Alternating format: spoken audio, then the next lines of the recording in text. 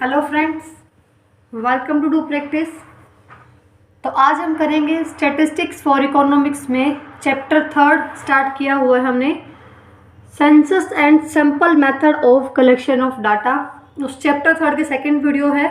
इससे पहले हम कवर कर चुके हैं सेंसस क्या होता है, सैंपल क्या होता है, what is census, what is sample and census method क्या है, उसकी कहाँ से वो सूट करेगा, क्या उसकी मेरिट डिमेरिट, सब कुछ कवर कर चुके हैं।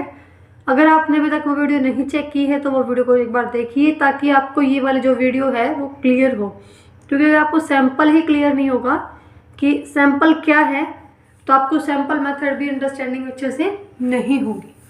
और अगर आप चैनल पर न्यू हैं तो एक बार चैनल को सब्सक्राइब कर लीजिए, बेल आइकन प्रेस कर लीजिए ताकि आपको आने वाली वीडियो की नोटिफिकेशन मिल जाए। तो आज हम स्टार्ट करते हैं सैंपल मेथड।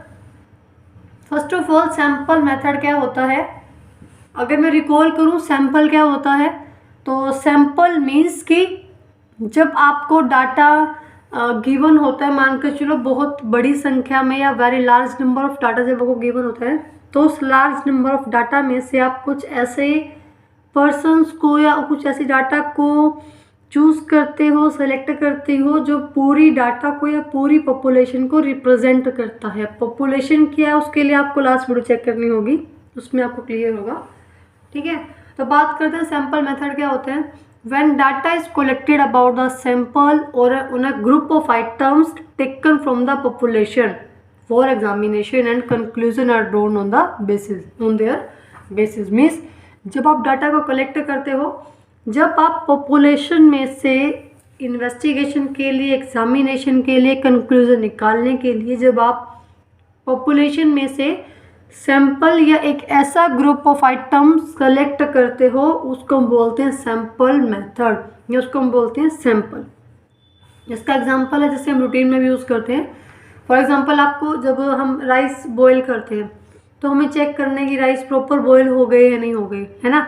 तो हम सारे राइस तो नहीं उठाते ना, सारे चावल दाने तो नहीं उठा के देखते कि चावल भी पका है नहीं पका। हम उस राइस के दानों में से कुछ ही राइस लेते हैं, हम उन चावल के दानों में से कुछ ही चावल लेते हैं, मतलब कितने सारे चावल होंगे उसमें दाने होंगे, तो हमने सिर्फ 1, 2 या 3, 4 चावल दाने चेक किए कि राइस बॉईल हुए हैं या नहीं हुए, चावल अच्छे से पके हैं या नहीं पके, है ना। तो हमने पॉपुलेशन तो राइस की बहुत ज़्यादा थी, मतलब बहुत सारी आइटम्स थी। अगर हम राइस की बात करें मान के चलो नियर अबाउट 500 होंगे। अब सर हर किसी को चेक करना पॉसिबल नहीं है और हर किसी को चेक करना भी बेवकूफ़ी ही होगी। अगर 3-4 चावल पक गए तो मीन्स 500 भी पके गए होंगे ना। तो फिर हमने क्या किया, 3-4 चावल का सैंपल लिया, तो उसको हम बोलते हैं सैंपल मेथड। जब हम कंक्लूजन निकालने के लिए, लाइक हमारा कंक्लूजन यहाँ क्या था कि चावल पके हैं नहीं पके, ये मुझे कंक्लूजन ड्रॉ करना है कि चावल पके हैं या नहीं पके, हाँ या ना।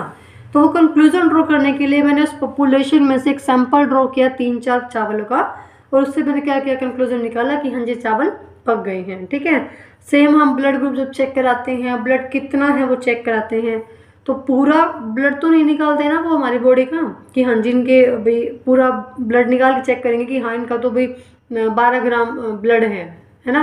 वो क्या करते हैं, पूरे बॉडी में से जस्ट एक ड्रॉप वो लेते हैं हमारे ब्लड की, और उससे पता लगा लेते हैं कि हमारे बॉडी में ब्लड कितना है। तो मीन्स वो जो एक ड्रॉप उन्होंने लिया है वो क्या है, हमारा ब्लड का सैंपल, ब्लड सैंपल बोलते हैं उसे। ठीक है, तो ये हमारा सैंपल मेथड। जब हम पूरी पॉपुलेशन में से, पूरी आइटम्स में से, डाटा में से कुछ एक सैंपल, कुछ एक ही डाटा कलेक्ट करते हैं अपनी इन्वेस्टिगेशन के लिए, अपने कंक्लूजन के लिए। ठीक है, मैंने आपको लास्ट वीडियो में एग्जांपल भी दिया था कि अगर किसी टीचर को मान के चलो कोई बाहर से इन्वेस्टिगेटर आता है और उसे पता लगाना कि हाँ जी भी 11th के बच्चों का लेवल कैसा है, ठीक है, तो वो क्या करेगा, हर एक बच्चे से पूछना पॉसिबल नहीं है क्योंकि इन्वेस्टिगेटर को हर एक क्लास में जाके अपना इन्वेस्टिगेशन करना है। तो वो 11th क्लास में से टीचर उन बच्चों को खड़ा करेगा जो एक्चुअली में 11th क्लास को रिप्रेजेंट करते हैं। ठीक है ना, तो मीन्स वहाँ हमने 40 स्टूडेंट्स में से कुछ 4 या 5 बच्चों को ही खड़ा किया जो उस पूरी क्लास को करते हो, रिप्रेजेंट करते हो। तो ये हमारा क्या होता है, सैंपल मेथड। आई थिंक आपको इसका बेस हो गया होगा क्लियर कि एक्चुअली सैंपल मेथड है क्या चीज़, होता क्या सैंपल मेथड। क्योंकि अगर ये क्लियर है तो आगे जो हमारे डिफरेंट मेथड्स है सैंपल कलेक्ट करने के वो भी आपके क्लियर हो जाएंगे। अब सैंपल मेथड शूट कहाँ कहाँ करता है, जहाँ हमारी पॉपुलेशन बहुत ज़्यादा है, ठीक है। लाइक अब पॉपुलेशन चावल की कितनी है 500, अब उसमें से सबको चेक करना पॉसिबल नहीं है ना, तो जहाँ पर पॉपुलेशन बहुत ज़्यादा है वहाँ पर हम सैंपल मेथड यूज़ कर सकते हैं। जहाँ पे हमें एक चीज़ की हर एक चीज़ की बहुत ज़्यादा डीप स्टडी नहीं करनी, वहाँ हम सैंपल मेथड यूज़ कर सकते हैं। जहाँ पे इंटेंसिव स्टडी रिक्वायर्ड नहीं है, ठीक है। या फिर हम बात करें कि जहाँ पे हमें हाई डिग्री एक्यूरेसी नहीं चाहिए, कि मतलब बहुत ज़्यादा एक्यूरेट नहीं चाहिए, एक्यूरेट तो रिजल्ट चाहिए बट बहुत ज़्यादा डीप में नहीं चाहिए, तो वहाँ पर सैंपल मेथड हमारा जो सूटेबल होगा हो सकता है, ठीक है। सूटेबल होगा ही, मतलब हो सकता तो क्या होगा ही। तो ये सैंपल मेथड का जस्ट बेस था। उसके बाद हम बात करते हैं मेरिट्स और डिमेरिट्स की, क्या क्या मेरिट्स है सैंपल मेथड की और क्या क्या इसकी डिमेरिट है। फर्स्ट ऑफ ऑल हम डिस्कस करते हैं मेरिट्स के बारे में। तो फर्स्ट हमारी क्या है, इकोनॉमिकल। इकोनॉमिकल मीन्स कि देखो इकोनॉमिकल है, मतलब इकोनॉमिकल मीन्स सस्ता है। सस्ता कैसे है कि जो ये मेथड है हमारा ये इकोनॉमिकल है। अब देखो आपको एक तो रिसर्च करनी पड़े उन पूरे 40 बच्चों पे, तो खर्चीला भी होगा ये, तो मतलब बच्चे 40 ही हैं। अगर हम बात करें थोड़े बड़े लेवल पे कि एक रैली है वहाँ पे कुछ 2 लाख के अराउंड पीपल है और उनसे पता करना है कि हाँ जी आपने इस रैली से आपको क्या पता चला, या फिर इस रैली में आपने किस चीज़ के नारे लगाए, या फिर हम बात करेंगे इस रैली में आप कितने इंटरेस्टेड थे, ठीक है, आप किस पार्टी से बिलोंग करते हैं, सब कुछ हम जो भी जिसके रिगार्डिंग हमें डाटा कलेक्ट करना है। तो उस 2 लाख पीपल से, उन 2 लाख पीपल से बड़ा मुश्किल डाटा कलेक्ट करना, मुश्किल मीन्स बहुत महंगा होगा एक एक बंदे से पूछना। तो ये, और हम अगर उन 2 लाख में से 200% ऐसे निकाल लें तो वहाँ बड़ा ईजी रहेगा, सस्ता होता है। क्योंकि एक तो आप घर घर जाके पता लगाओ, हाँ जी 25,000 फैमिली का डाटा कलेक्ट करना है, तो घर घर जाके पता लगाया तो बहुत ज़्यादा खर्चीला होगा भाई, घर घर जाना, हर रोज़ जाना, तो आपके कॉस्ट तो आएगी ज़्यादा। और आपको उस 25,000 में से 25 फैमिली से ही पूछना है तो आपके लिए सस्ता पड़ेगा। टाइम सेविंग सेम, उन 25,000 फैमिली से पता करना है कि आपका इनकम जो है, इनकम एक्सपेंडिचर कितना कितना है, तो फिर उन 25,000 फैमिली के पास जाके पता लगाना कितना मतलब मान के चलो आपको 25,000 फैमिली का डाटा कलेक्ट करने में 30 डेज लग गए, ठीक है। और आपको सिर्फ उसके रिस्पेक्ट में सिर्फ सैंपल दिया जाए कि आपको 25 का ही डाटा कलेक्ट करना है, तो आपके सिर्फ जो है 3 या 4 दिन में, हाथ मार के 2 दिन में डाटा कलेक्ट कर लोगे 25 फैमिली का। तो टाइम सेविंग कितना है, कहाँ पूरा 1 महीना, कहाँ हम 2 दिन में डाटा कलेक्ट कर रहे हैं। उसके बाद आइडेंटिफिकेशन ऑफ एरर बहुत ज़्यादा आइडेंटिफाई होगा। 25,000 फैमिली में मैंने डाटा कलेक्ट की है, पता लगाना बड़ा मुश्किल है कि कहाँ मैंने गलती की होगी, कहाँ का डाटा मेरा गलत लिखा गया होगा, कहाँ मैंने गलती की होगी, किस आदमी पर्सन ऐसा होगा जो जिसने मुझे डाटा गलत दिया होगा। गलती का पता लगाना बहुत मुश्किल है। बट अगर आपने सैंपल ही 25 फैमिली का की लिया है तो वहाँ एरर का पता लगाना बहुत ईजी है, एरर बहुत ईजीली आइडेंटिफाई हम कर सकते हैं। तो वहाँ एरर आइडेंटिफाई, गलती पता लगाना बहुत ईजी है कि कहाँ हमने मिस्टेक की होगी। Next one is large investigation. Same जो हाँ बहुत बड़ी लार्ज अमाउंट में डाटा है हमारे पास, तो वहाँ इन्वेस्टिगेशन करना बड़ा इजी रहेगा सैंपल मेथड से। वही सेम 25,000 फैमिलीज़ हैं, डाटा कलेक्ट करना बहुत मुश्किल है, ठीक है ना, ज़्यादा इन्वेस्टिगेशन है, तो वहाँ हम क्या यूज़ करेंगे, सैंपल मेथड, कि उन 25,000 में से हमने कुछ 25 ऐसे निकाल ली फैमिली जो एक्यूरेट उनको रिप्रेजेंट करती होंगी। तो लार्ज इन्वेस्टिगेशन में बड़ा ईजी इससे कलेक्ट करना। मोर साइंटिफिक है क्योंकि आप सैंपल मेथड करते हैं, रूल रेगुलेशन से करते हैं। रूल रेगुलेशन से बात करें कि आप उन्हीं को सिलेक्ट करोगे जो पूरे रिप्रेजेंट करें, तो आप साइंटिफिक ही है ये कि प्रॉपर उसको रिप्रेजेंट करने वाले को ही आप सैंपल में लेके आ रहे हो। Next what is administrative convenience. अब एडमिनिस्ट्रेटिव कन्वीनियंस तो होगी, अब जो मैनेजमेंट में है, जो एडमिनिस्ट्रेशन में, उनको तो सुविधा होगी ही होगी इससे कलेक्ट करने में डाटा, क्योंकि 25 से डाटा कलेक्ट करना बड़ा ईजी रहता है। तो मतलब फैसिलिटेट भी करता है एडमिनिस्ट्रेशन को, ये इकोनॉमिकल भी है, ठीक है, सस्ता भी है, टाइम सेविंग भी है, एरर्स भी आइडेंटिफाई कर लेता है बहुत जल्दी, और लार्ज इन्वेस्टिगेशन में भी हेल्प करता है, साइंटिफिक तो है ही। तो कितने सारे मेरिट्स हमने इसके डिस्कस किए, किसके हैं ये, सैंपल मेथड के।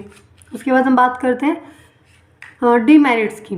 तो फर्स्ट डिमेरिट क्या है भाई, पार्शियल है, क्योंकि पार्शियल है, कई बार क्या होता है जैसे कि 40 स्टूडेंट की क्लास है तो मैडम मे बी मैडम का कोई बच्चा हो उस क्लास में, है ना, या फिर कोई फेवरेट बच्चा हो, तो वहाँ पार्शियलिटी आ जाती है कि सैम्पल में मुझे इसे खड़ा करना चाहिए। तो कई बार क्या होता है पार्शियलिटी भी आ जाती है।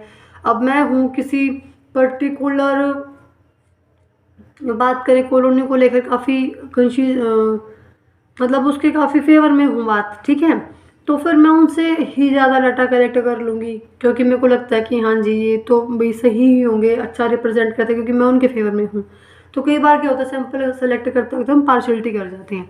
Next one is wrong conclusion. Same, अगर आपने सैंपल गलत सेलेक्ट किया, आपने पार्शियलिटी की, सैंपल सिलेक्शन में गलती हो गई, डाटा को रिप्रेजेंट नहीं कर पाया, पॉपुलेशन को रिप्रेजेंट नहीं कर पाया, तो कंक्लूजन क्या आएगा हमारा, रॉन्ग आएगा। Third one is difficulty in selecting representative sample. बड़ा मुश्किल है कि उन 40 बच्चों को 3 बच्चों का पता लगाना बड़ा मुश्किल है। उस 25,000 फैमिली में से उन 25 फैमिलीज़ का पता लगाना जो एक्चुअली में उस पूरी 25,000 फैमिली को रिप्रेजेंट करेंगी। तो रिप्रेजेंटेटिव सैंपल का पता लगाना बड़ा मुश्किल है।